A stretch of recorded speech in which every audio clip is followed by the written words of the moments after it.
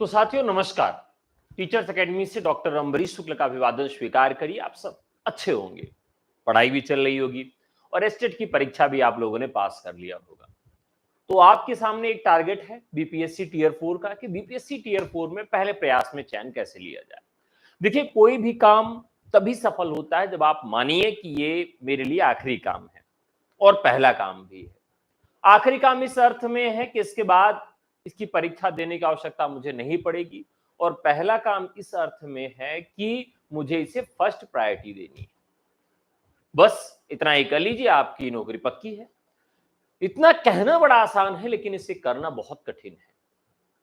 BPSC tier 4 pattern बदलेगा, परीक्षा और सिलेबस लगभग वही रहेगा। पैटर्न क्या होता है इस पर चर्चा करेंगे। तो एक बार आप सब बता दीजिए कि आवाज जा रही है, वीडियो आप सबको मिल रहा है पर्याप्त, सब कुछ ठीक चल रहा है। तो देखिए, बीपीएससी टियर 4 की बात करें तो साथियों, पिछली बार टियर 3 का सिलेबस हो, टियर 2 का सिलेबस हो, हर बार मैंने जो सिलेबस बताया उसी से प्रश्न पूछा गया। इसके पहले आप देखेंगे कि YouTube पे एक भरमार थी कि लोगों ने कहा कि एनसीईआरटी पढ़ लो, एनसीईआरटी किताबें खरीद लो और आपका बीपीएससी में चयन हो जाएगा, लेकिन उससे तो कुछ हुआ ही नहीं। तो साथियों, एक ऑथेंटिक चैनल चुनने का यही फायदा होता है कि आपको सही सूचनाएं दी जाती हैं और अध्यापक के अनुभव का भी आपको फायदा मिलता है। तो बीपीएससी टियर 4 में आज हम लोग 9-10 हिंदी के सिलेबस को डिस्कस करेंगे। 9-10 के सिलेबस के साथ साथ किताबों की चर्चा करेंगे कि कौन सी किताबें आपकी आएंगी और पढ़ना है। ठीक है, तो 9-10 का हो गया ये सिलेबस। पाठ्यक्रम के साथ आपको किताब भी हम आज बताएंगे। तो किताब बताएंगे और किताब के साथ साथ आपको पाठ्यक्रम भी बताएंगे। साथियों, आप सब जानते हैं कि बीपीएससी ने इसका पाठ्यक्रम नहीं जारी किया, उन्होंने एनसीईआरटी बेस्ड कह दिया है। तो पाठ्यक्रम को हमें समझना होगा। दरअसल पाठ्यक्रम है जो कितने भागों में बटा है। पाठ्यक्रम, हिंदी लिख लेते हैं यहां। हिंदी का जो पाठ्यक्रम है वो पहला भाग है हिंदी साहित्य का इतिहास। ये इसका पहला पार्ट है। देखिए, डीप ब्रीफिंग करूंगा तो अच्छे से समझिएगा। हिंदी साहित्य का इतिहास, और दूसरा पार्ट इसका होगा हिंदी का मानक व्याकरण। तीसरा पार्ट होगा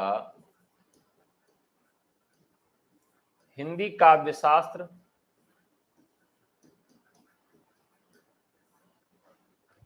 चौथा पार्ट होगा भाषा विज्ञान। और एक पार्ट इधर लिख लेते हैं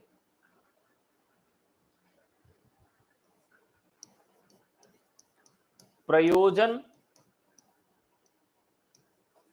मूलक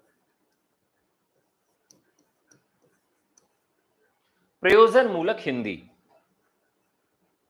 प्रयोजन मूलक हिंदी, ये आपका पाठ्यक्रम है जो शॉर्टेस्ट है, मतलब सबसे छोटा है। इसको मैंने अभी डिस्क्राइब नहीं किया है। तो क्या क्या आ रहा है? हिंदी काव्यशास्त्र, भाषा विज्ञान, हिंदी का मानक व्याकरण, हिंदी साहित्य का इतिहास, प्रयोजन मूलक हिंदी।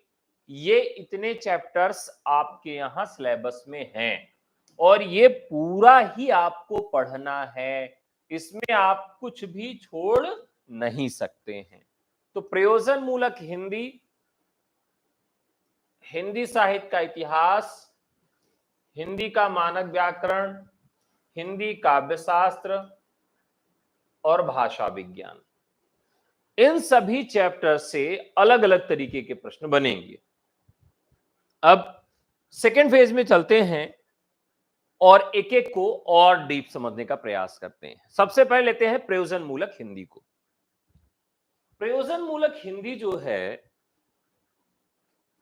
इस बार जो इससे प्रश्न पूछे गए बड़े घातक वाले प्रश्न थे, आप लोगों ने देखा होगा।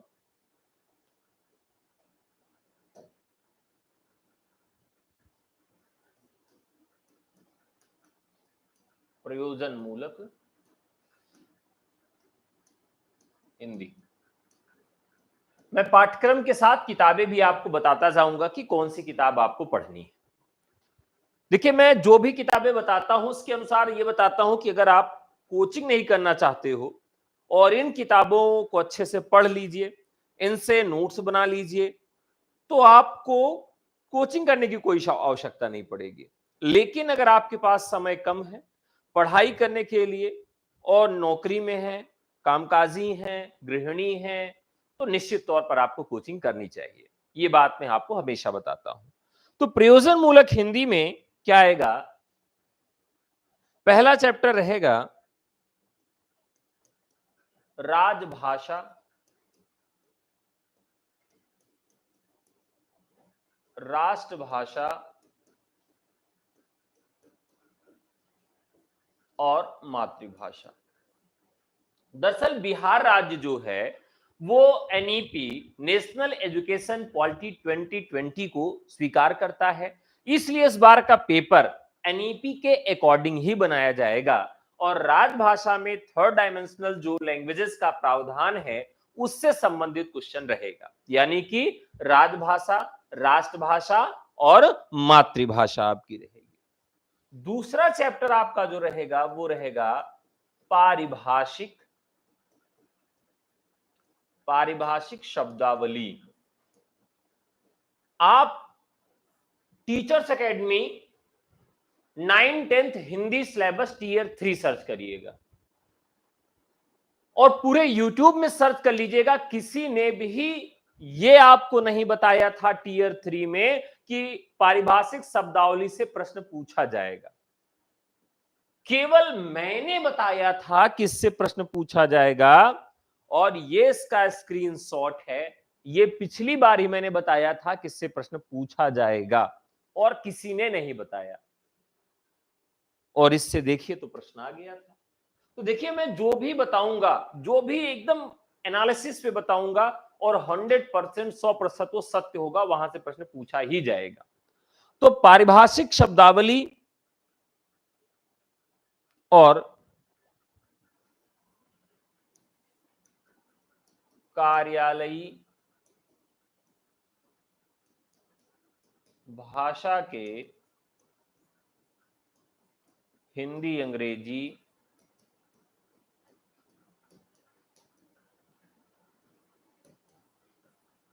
शब्द।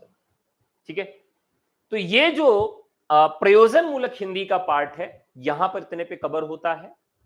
अब देखते हैं कि इसमें क्या क्या चीजें कवर होंगी बुक्स के लिए।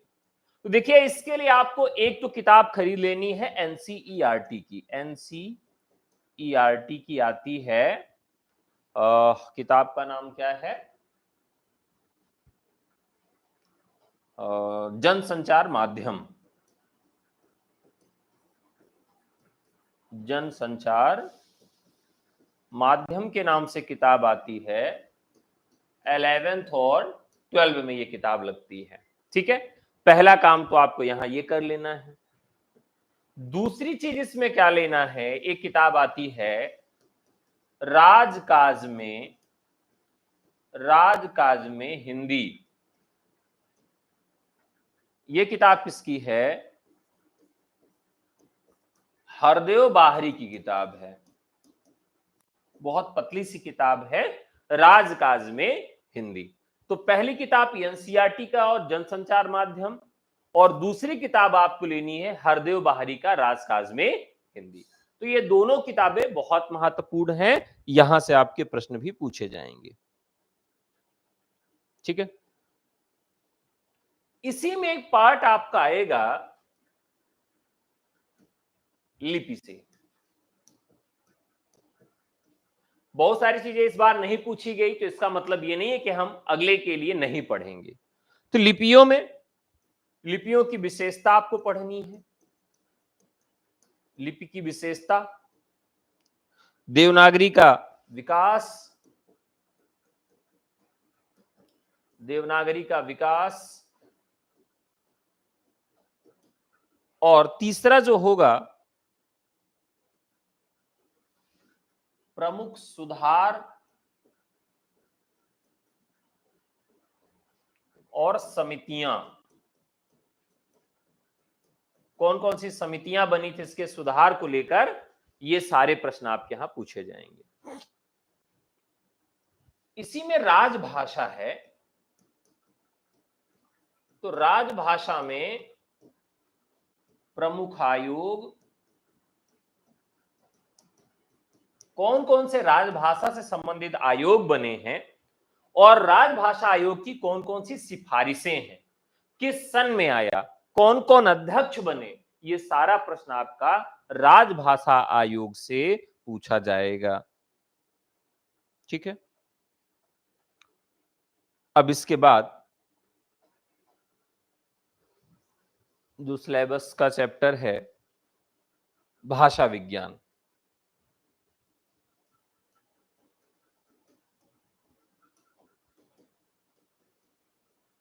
भाषा विज्ञान के लिए दो चीजें यहां अच्छे से पूछी जाती हैं, भाषा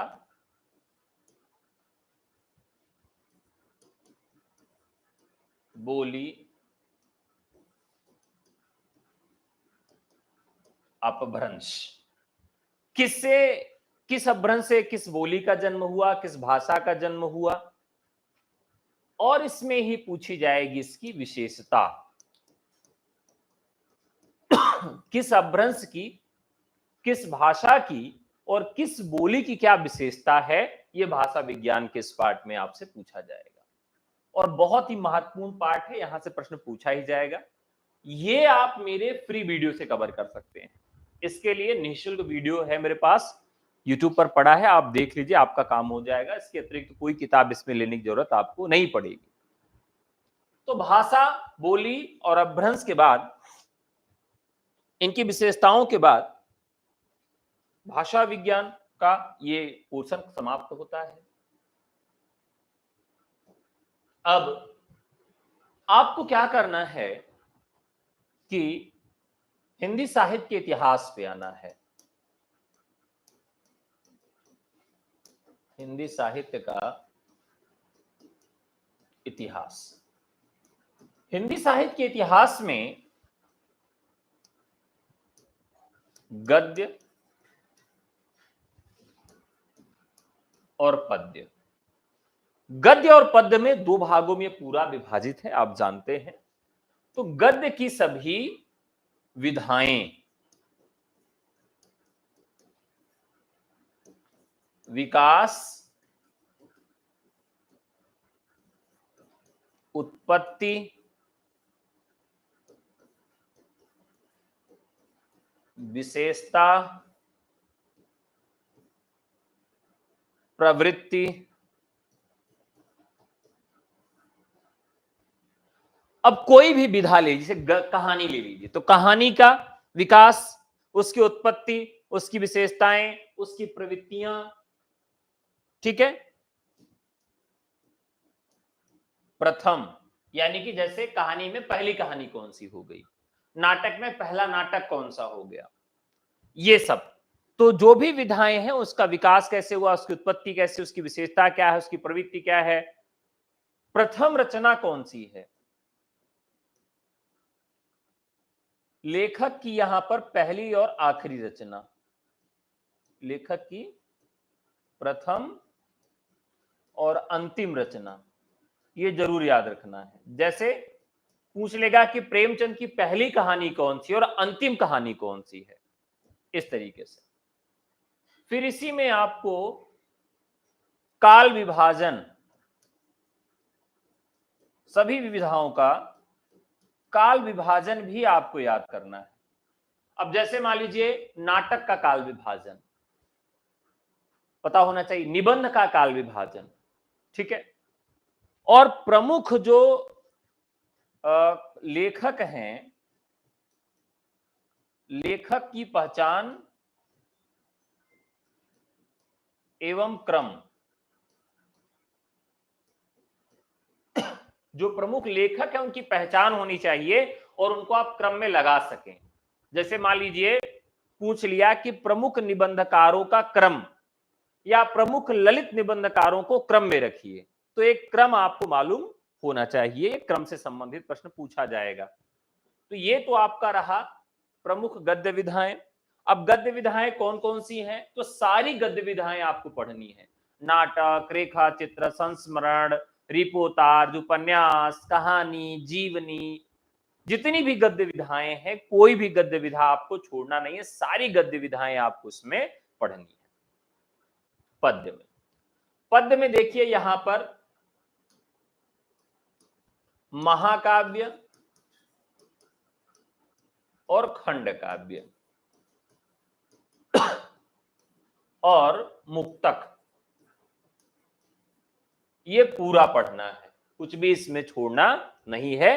पद्य वाले भाग में जितने भी महाकाव्य हैं, जितने खंड काव्य हैं और जितने ही मुक्तक काव्य हैं, यहां से उनकी प्रमुख काव्य पंक्तियां भी पूछी जाएंगी। यहां से इनकी प्रमुख काव्य पंक्तियां पूछी जाएंगी और यहां से पात्र और कथन पूछे जाएंगे। जैसे नाटक हो गया तो उसके पात्र और कथन पूछे जाएंगे और यहां से प्रमुख काव्य पंक्तियां और आलोचनात्मक कथन पूछे जाएंगे। आलोचनात्मक कथन वाला जो पोर्शन है वो दोनों जगह पूछा जाएगा, वो काव्य में भी पूछा जाएगा आलोचनात्मक कथन, और आलोचनात्मक कथन आपका यहां भी पूछा जाएगा, यानी दोनों जगह आलोचनात्मक कथन से संबंधित प्रश्न आपके रहेंगे। एक ऐसा ये पार्ट है जो सिलेबस में नहीं दिया है, कहीं के सिलेबस में नहीं रहता है, लेकिन पेपर आपका कठिन बनेगा, आसान बनेगा, कैसा बनेगा, यही दो पोर्शन निर्भर करते हैं, काव्य की पंक्तियां और आलोचनात्मक कथन। यही किसी भी पेपर के स्तर को कठिन कर देते हैं और यही किसी पेपर के स्तर को आसान कर देते हैं।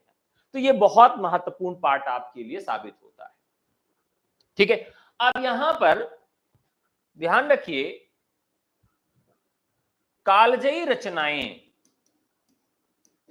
कालजयी रचनाएं, कालजयी रचनाओं के लिए आपको डीप ब्रीफिंग होनी चाहिए। जैसे कालजयी रचनाएं कौन सी हो गई?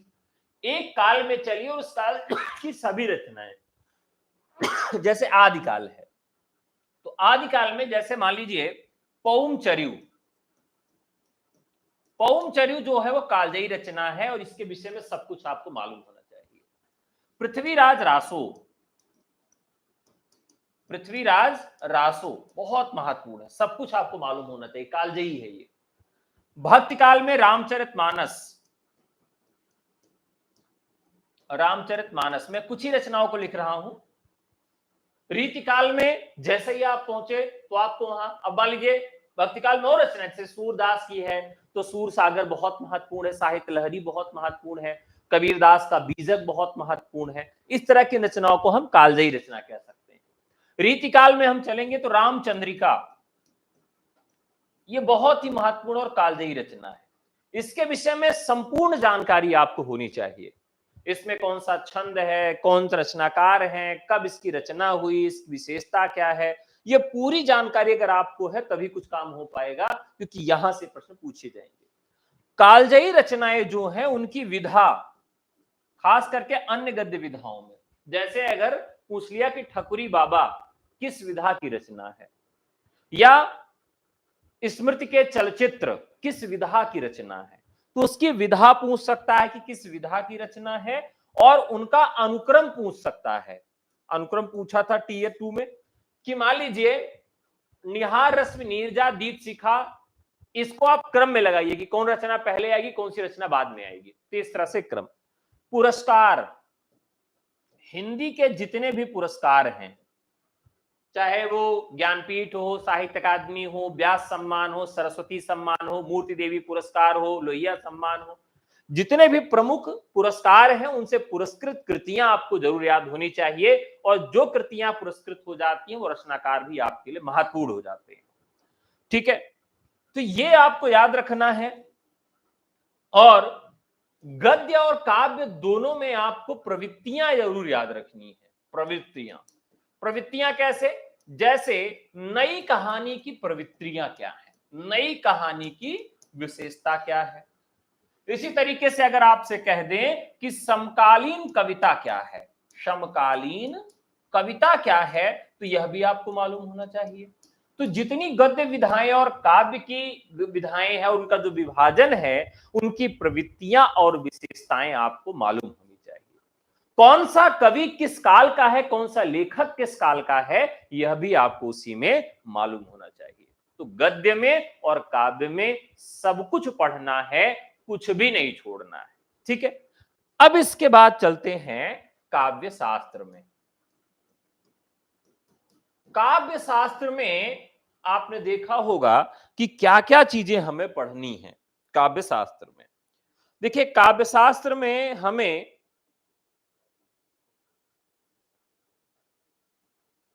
हाँ, काव्य शास्त्र में हमें काव्य शास्त्र और व्याकरण दोनों कर देते हैं, क्योंकि बहुत सारा टर्म जो है वो व्याकरण से भी लगता है। तो इसमें जैसे हमें रस, छंद, अलंकार, ये तीनों पढ़ना है। काव्य गुण, काव्य दोष,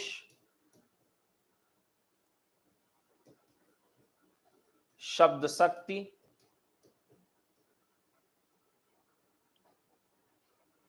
ठीक है। तो ये जो है पूरा पोर्शन, ये आपका काव्य शास्त्र का है, जिसमें रस, छंद, अलंकार, काव्य गुण, काव्य दोष और शब्द शक्तियां आपको पढ़नी है। इसके अलावा जो व्याकरण वाला पोर्शन है, वो तो आप सब जानते हैं कि व्याकरण में वर्ण, शब्द, पद और वाक्य, इनसे जितने भी टर्म बनते हैं सब आपके बने। जैसे वर्ण से वर्णमाला वाला जितना टर्म है, शब्द से अब मान लीजिए जितनी भी शब्दार्थ वाले प्रश्न, जैसे आपका पर्यायवाची, मुहावरा, लोकोक्ति, या फिर आपका विलोम हो गया, एकार्थी, अनेकार्थी, श्रुति सम भिन्नार्थक, तो जितने भी शब्दकोश वाले टर्म हैं वो सब आएंगे। और पद, पद जैसे संज्ञा, सर्वनाम, क्रिया, विशेषण, यानी कि विकारी और अविकारी वाला पोर्शन आएगा। और वाक्य में रचना के आधार पर और अर्थ के आधार पर उपवाक्य आपसे सारे पूछे जाएंगे। तो वाक्य में भी सारा टर्म आपसे पूछा जाएगा, उसमें कुछ आपसे छूटेगा नहीं। तो वर्णमाला, संधि, समास, वाक्य रचना, शब्द रचना और शब्द भेद और मुहावरे, ये सारा पोर्शन आपके यहां पूछा जाएगा। ठीक है, तो ये बहुत खास बताने की जरूरत नहीं है, आप सब जानते हैं। मुख्य तौर पर आप यहां लिख सकते हैं संधि, समास, शब्दकोश से आधारित प्रश्न और लिंग, वचन और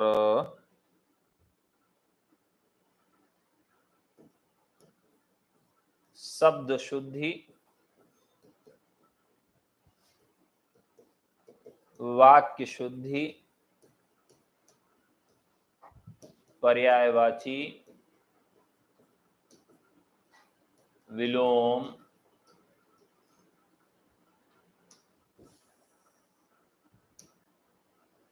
वचन, वाच्य। देखो कितना भी लिखें ये कम ही पड़ता जाएगा, तो व्याकरण में कुछ नहीं छोड़ना, सब कुछ आपसे पूछा जाएगा। ठीक है, तो व्याकरण भी हो गया आपका। अब संज्ञा, सर्वनाम, क्रिया, विशेषण, लिंग, वचन, वाक्य, उपसर्ग, प्रत्यय, तद्भव, तत्सम, देशज, विदेशज, मुहावरे, लोकोक्तियां, पर्यायवाची, विलोम, अलंकार, क्रिया, ये जितना भी है सब व्याकरण में आपसे पूछा जाएगा। अब अगला चीज जो आपको बताना है वो महत्वपूर्ण है, उसे ध्यान से समझिए कि साहित्य हो गया। एक बार फर्स्ट पेज पे चल लेते हैं कि जो हम लोगों ने बनाया था क्या क्या इसमें से कवर हो गया। तो प्रयोजन मूलक हिंदी हो गई, हिंदी साहित्य का इतिहास हो गया, हिंदी का मानक व्याकरण हो गया, हिंदी काव्यशास्त्र हो गया और भाषा विज्ञान हो गई। ये पूरे पोर्शन हो गए। अब इनके लिए किताबें देख लेते हैं कि क्या क्या लेना है। देखिए प्रयोजन मूलक हिंदी के लिए, इसके लिए मैंने किताबें आपको दो बता दी हैं। अभी बताया था कि एक तो ये आपको राजकाज में हिंदी ले लेनी है और दूसरा संचार माध्यम ले लेना है एनसीईआरटी वाला। हिंदी साहित्य के इतिहास के रामचंद्र शुक्ल का हिंदी साहित्य का इतिहास लेना है और बच्चन सिंह का ले लेना है। ये दो किताबें आपको यहां पर हिंदी साहित्य के इतिहास के लिए पर्याप्त रहेंगी। हिंदी का मानक व्याकरण के लिए वासुदेव नंदन की किताब ले लेनी है और यहां अगर आप चाहें तो और एक किताब ले सकते हैं हरदेव बाहरी की। इसके अलावा अगर और किसी किताब है तो वो किताब ऑथेंटिक नहीं है, अच्छी नहीं है। हिंदी काव्य शास्त्र के लिए आप अगर लेना चाहें तो निशा अग्रवाल की किताब आप प्रेफर कर सकते हैं और भाषा विज्ञान के लिए कोई किताब लेने की जरूरत नहीं है, ये मैंने आपको पहले ही बता दिया था। हिंदी साहित्य के इतिहास में अच्छा, अब इसके अलावा प्रीवियस क्वेश्चन पेपर किसके लेने हैं, पुराने पेपर किसके लेने हैं?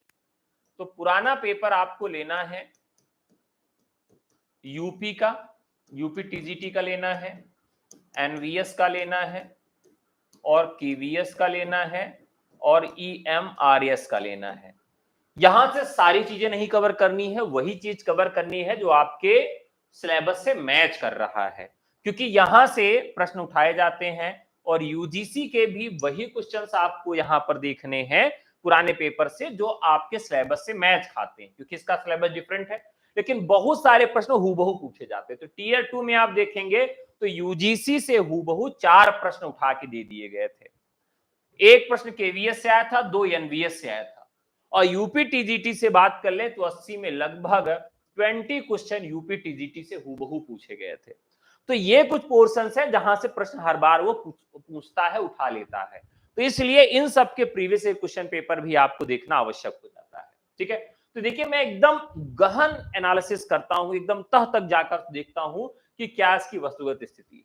ठीक है, अब इसके अलावा जो आपको सजेशन है, सजेशन ये है कि आप देखेंगे कि जितने भी अलंकार के उदाहरण आए हैं, रस छंद के उदाहरण आए हैं, बहुत आसान आए हैं, लेकिन वो सब कहां से आए हैं? एनसीईआरटी से आए हैं। तो एनसीईआरटी आपको ले लेनी कहां से? 9 से लेकर 12 तक। तो 9 से लेकर 12 तक की जो एनसीईआरटी है, एनसीईआरटी में जो अभ्यास वाला प्रश्न है, यानी कि अभ्यास वाला जो पोर्शन है, उसमें से आपको व्याकरण वाली चीजें सॉल्व करनी है, क्योंकि व्याकरण के जो उदाहरण हैं बड़ी संभावना रहती है कि यहीं से आपको मिल जाएंगे। देखिए मैं कोई भी चीज झूठ नहीं बोलता हूं और ना ही अपने लिए बचा के रखता हूं। आप मुझसे कोचिंग करें, पढ़ाई करें या ना पढ़ें, मुझे इसकी कोई दिक्कत नहीं है, लेकिन आप अगर सेल्फ स्टडी करना चाहें तो मटेरियल आपके लिए उपलब्ध है और YouTube पे ऑनलाइन ऑफलाइन कोई भी टीचर आपको नहीं बताता कि आपको कौन सी किताबें पढ़नी है, क्योंकि वो किताबें अपने लिए बचा के रखता है जिससे वो महागुरु बना रहे। मुझे महागुरु बनने का कोई शौक नहीं है, मैं चाहता हूं कि आपका सिलेक्शन हो किसी भी तरीके से। हाँ, अगर बीपीएससी टीयर 4 का बैच लेना चाहते हैं तो उसका फाउंडेशन बैच स्टार्ट हो चुका है, आप हमें व्हाट्सएप करके ले सकते हैं। हमारा नंबर है 9628959237। तो आप मेरा बैच लेना चाहें तो ले सकते हैं, लेकिन मुझे महागुरु बनने की आवश्यकता नहीं है कि आप मेरा एक कोर्स लें, किताबें मैं ना बताऊं, किताबें चुरा के रखूं, तो ऐसी कोई वो दिक्कत नहीं है। आपको यहां से सारी चीजें डीपली बता दी जाती हैं, पूरा पढ़ाया जाएगा, आपको पूरा नोट्स दिया जाएगा, टेस्ट सीरीज दिया जाएगा, चैप्टर वाइज रिवीजन करवाया जाएगा, आपके डाउट्स क्लियर करवाए जाएंगे और परीक्षा से पहले आपको क्या कराया जाएगा? मॉक पेपर भी प्रोवाइड करवाया जाएगा। तो निश्चित तौर पर आपको इतना पढ़ा दूंगा और ऐसा पढ़ा दूंगा कि बीपीएससी टीयर 4 में अगर 80 प्रश्न हिंदी के आते हैं तो 80 के 80 प्रश्न आपको पढ़े हुए आएंगे। अब आप कितना कर पाते हो आपके ऊपर निर्भर करेगा, लेकिन 80 में से 80 प्रश्न आपकी परीक्षा से ही आएंगे जो आपने पढ़े होंगे। ठीक है, तो ये सेशन यहीं तक है। आपको मैंने सब कुछ बता दिया, किताबें बता दिया, स्ट्रेटजी बता दिया, और आप ध्यान दे लीजिए कि अपने से पढ़ेंगे और स्वयं का नोट्स बनाएंगे तभी आपका चयन हो पाएगा। दूसरे के लिखे हुए नोट्स आपको चयन नहीं दिला पाएंगे। और मैं जो चीजें याद कराता हूं ट्रिक के माध्यम से, कक्षा में ही याद करवा देता हूं। हिंदी आपको घर पे पढ़ने की बहुत ज्यादा आवश्यकता नहीं पड़ेगी, जो भी याद करना है क्लास में ही आपको याद करवा देता हूं। तो साथियों, शुरुआत हो चुकी है और कल से आपका जो है बीपीएससी टीयर 4 का नया बैच है। पहली क्लास कल आपको मिलेगी, पहली क्लास कल आपको मिलेगी। तो चलिए शुरुआत करते हैं टीचर्स एकेडमी से डॉक्टर अम्बरीश शुक्ल के साथ, ठीक है। तो आज का एपिसोड आपको कैसा लगा जरूर बताइएगा। अगर इसमें कोई चीज छूट गई है, बाकी रह गई है, तो मुझे आप कमेंट करके बता सकते हैं, नेक्स्ट एपिसोड में मैं उसको जोड़ लूंगा। तो आज के लिए इतना ही, बहुत बहुत धन्यवाद आप सबका। नमस्कार, जय हिंद, शुभ दिन और अग्रिम बधाई, अग्रिम शुभकामना आपके लिए है कि आप बीपीएससी टीयर 4 के लिए अध्यापक बने। और अगला video BPSC tier 4 TGT Hindi के लिए होगा, ये केवल टीजीटी के लिए है। बहुत सारे लोग दोनों को एक साथ बताते हैं, लेकिन मैं अलग बताता हूं। तो बीपीएससी टीयर 4 पीजीटी या 11-12 हिंदी के लिए नेक्स्ट वीडियो जल्दी आएगा। तो आज के लिए इतना ही, बहुत बहुत धन्यवाद।